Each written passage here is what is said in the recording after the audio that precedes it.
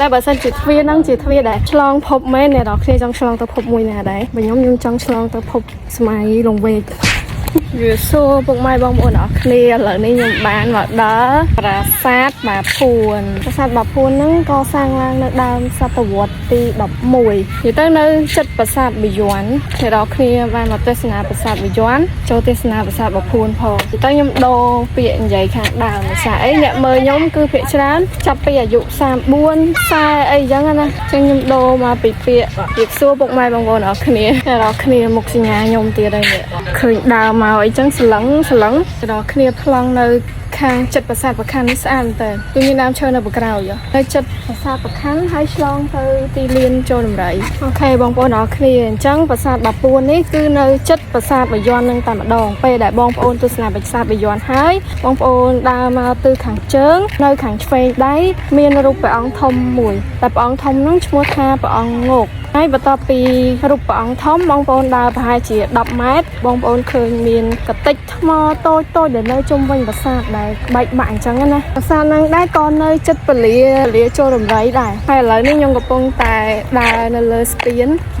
ដែលគេនិយាយថាស្ពានហ្នឹងគឺភ្ជាប់ពីឋានមនុស្សទៅឋានសួគ៌ពេលដែលយើងដើរនៅលើស្ពានហ្នឹងមានអារម្មណ៍ថាយើងសម័យថាដើរទៅឋានសួគ៌នេះស្ពានហ្នឹងគឺនៅពីមុខតួប៉មទាំង3តែម្ដងប្រាសាទហ្នឹងគឺគេធ្វើបែរមុខទៅទិសខាងកើតដែលតំណាងឲ្យសិរីសួស្ដីអញ្ចឹងអូអ្នកនរគ្នាភ្លេចប្រាប់នៅខាងឆ្វេងដៃនៃស្ពានហ្នឹងនៅខាងឆ្វេងដៃនៃស្ពានហ្នឹងគឺជាស្រះទឹកដែលគេនិយាយថាស្រះហ្នឹងគឺគេសម្រាប់លាងបាបអញ្ចឹងណាអូ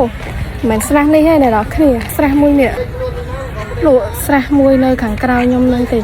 ពូសុំមួយស្រះណាដែលគេថាលាងបាបអានោះឬក៏ទូបាបច្រើនមែនអត់ទេខ្ញុំចង់ដឹងចង់ស្គាល់ខាងនោះអូអរគុណច្រើនពូអ្នកនរគ្នានោះស្រះខាងនោះជាមួយខ្ញុំដើរទៅចិត្តមកដល់គ្រូនេះអ្នកនរគ្នាស្រះខាងក្រៅហ្នឹងដែលគេថាជាស្រះសម្រាប់លាងបាបបងប្អូនប្រាសាទបាពួននេះគឺកសាងឡើងនៅសតវត្សទី11នៅរវាងឆ្នាំ1060ដោយព្រះបាទឧទ័យទិត្យវរ្ម័នទី2ហើយប្រាសាទនេះដែរកសាងឡើងដើម្បីឧទ្ទិសថ្វាយព្រហ្មញ្ញសាសនាទៀតខ្ញុំនាំទៅមើលរូបសម្លាកព្រះពុទ្ធដែលធំមួយនៅក្រៅប្រាសាទហ្នឹងចឹងបងប្អូនឆ្ងល់អត់ថាហេតុអីបានជាប្រាសាទហ្នឹងកសាងឡើងដើម្បីឧទ្ទិសថ្វាយព្រហ្មញ្ញសាសនាតែហេតុអីបានជាកសាងរូបពុទ្ធដ៏ធំមួយនៅខាងក្រៅប្រាសាទហ្នឹងប៉ុន្តែខ្ញុំក៏ឆ្ងល់ដែរអ្នកនរគ្នាប្រាសាទហ្នឹងមានតួប៉ម3ថ្នាក់តួចាំមើលហើយតិចខ្ញុំឡើងទៅលើនោះហើយតែរកគ្នាអញ្ចឹងអ្នកដែលគេហាមឃាត់អត់ឲ្យឡើងលើហ្នឹងមានអ្នកពោះធំហើយអ្នកអាយុក្រៅ12ឆ្នាំហើយគេអត់ឲ្យយករបស់របរនំចំណីអីទៅឥឡូវយើងឡើងហើយ Yes ចូលប៉ងទី1 No ដើរទៅស្នាញ៉ាំអីគេមកដើរលេងមិនមកហូបដែរគឺថាទៅទីតែដល់គ្នាពេលដែលយើងដើរមកដល់តួប៉មទី1ហើយនេះខាងនេះគឺជាតួប៉មទី2អាស៊ីងអូនៅឃើញហើយកន្លែងហ្នឹងដូចគេឃើញគេថត Temple Run កែម Temple Run គេរំបារ៉ាន់ I know exactly ផ្លូវក្រោយនេះគាត់ឃើញគេថត Temple Run ហ្នឹងតែដល់គ្នាfresh ហ្មងពេលឡើងដល់លើហើយនៅគៀនហ្នឹងគឺសិតតែដើមឈើហ្មងនិយាយមែនពេលដែលអ្នកនរគ្នាមើលវីដេអូខ្ញុំដូចអ្នកនរគ្នាបានមកលេងប្រាសាទហ្នឹងមកខ្ញុំមកជួយ comment នៅក្នុងវីដេអូខ្ញុំបានដឹងផងអូយ My God This is heaven អ្នកគ្នាឲ្យពេលដើរមកក្រោយហ្នឹងគឺយើងឃើញមានរូបគេសង់ជារូបពុទ្ធចូលបរិនិព្វានធំខ្លាំងណាស់នេះកន្លែងដែលខ្ញុំចង់មកមើលនៅប្រាសាទបាពួននេះគឺរូបពុទ្ធដែលគេសង់នេះអ្នកនរគ្នាឆ្ងល់ថាហេតុអីបានប្រាសាទហ្នឹងគេថាសង់ឡើងដើម្បីឧទ្ទិសថ្វាយព្រហ្មញ្ញសាសនាប៉ុន្តែហេតុអីបានគេសង់ជារូបពុទ្ធចូលបរិនិព្វានដ៏ធំមួយនៅខាងក្រៅប្រាសាទហ្នឹងតាមប្រភពដែលខ្ញុំស្ដាប់គេតាម YouTube ចឹងណាគេថាប្រាសាទហ្នឹងដំបូងក៏សាងឡើងដោយព្រះបាទឧទ័យទិត្យវរ្ម័នទី2ទិសថ្វាយព្រហ្មញ្ញសាសនាប៉ុន្តែក្រោយមកនៅសតវត្សទី16ដោយសារតែមានការផ្លាស់ប្ដូរសាសនាពីព្រហ្មញ្ញសាសនាទៅជាពុទ្ធសាសនាអញ្ចឹងហើយបានគេវៃចោលរូបចម្លាក់ដែលតាក់ទងនឹងពុទ្ធសាសនាទាំងអស់ហ្មងហើយបន្តមកគេសាងសង់ជារូបចម្លាក់ព្រហ្មញ្ញសាសនាទាំងអស់ហើយបន្តមកគេសាងសង់ជារូបពុទ្ធនៅតាមប្រាសាទអញ្ចឹងណា ខ្ញុំចង់ថតរូបឲ្យជាប់រូបប្រពុតទាំងអស់នេះតែចេះថត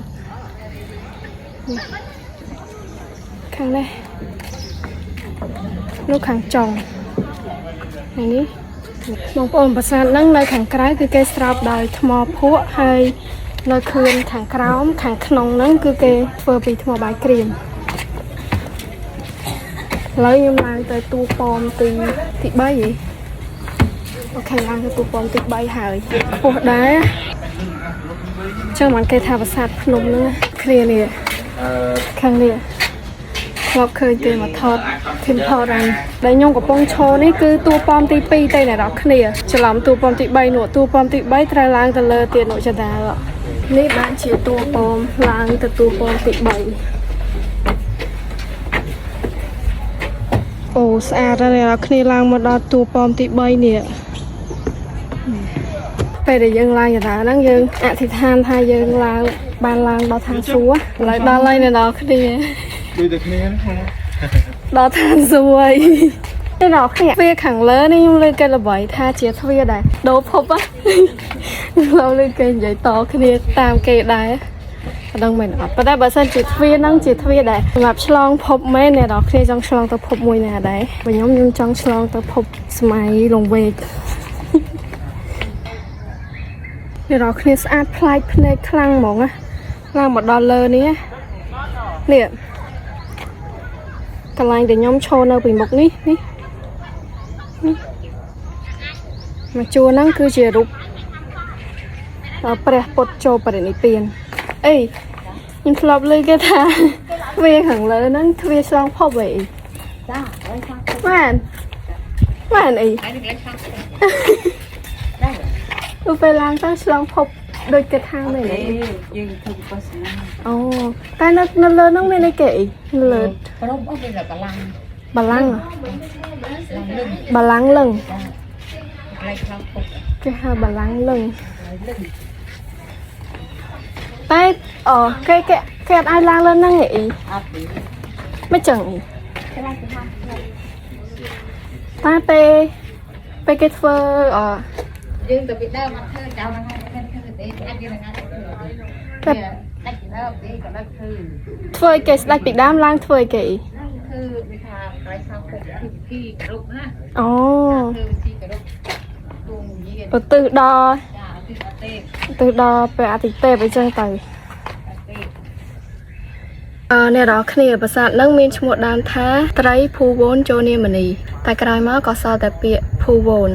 ហើយពាក្យភូវូនហ្នឹងក៏คล้ายទៅជាពាក្យភួនហើយពាក្យត្រីភូវូនហ្នឹងមានន័យថាអ្នកដែលគ្រប់គ្រងលើភពទាំង3រីឯពាក្យបាវិញគឺស្មើនឹងពាក្យព្រះអ្នកនរគ្នាតែងឃើញប្រាសាទផ្សេងទៀតក៏គេហៅជាព្រះនៅពីមុខដែរឧទាហរណ៍ដូចនៅប្រាសាទព្រះគោ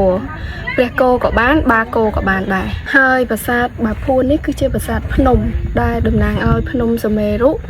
ដែលជាទីស្ថានព្រះអាទិទេពគង់នៅ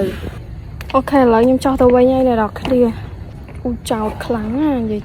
យាយមែនចាំមិនគេអត់ឲ្យអ្នកពោះធំហើយអ្នកអាយុក្រោម12ឆ្នាំឡើងហ្នឹងចោតខ្លាំងហ្មងបងប្អូនសម្រាប់រូបសំណាកព្រះពុទ្ធណាបើសិនជាបងប្អូនចង់មើលច្បាស់បងប្អូនចុះមកក្រោមនៅខាងក្រោយផ្នែកខាងក្រោយនៅខាងលិចចាំបងប្អូនបានមើលឃើញរូបច្បាស់តែម្ដងហើយវីដេអូក្រោយខ្ញុំនឹងតទៅព្រះរាជវាំងចាស់ហើយនឹងប្រាសាទភិមានអាកាសអរគុណបងប្អូនអរគ្នាដែលបានមើលវីដេអូនេះដល់ចប់បាយបាយជួបគ្នាវីដេអូក្រោយទៀត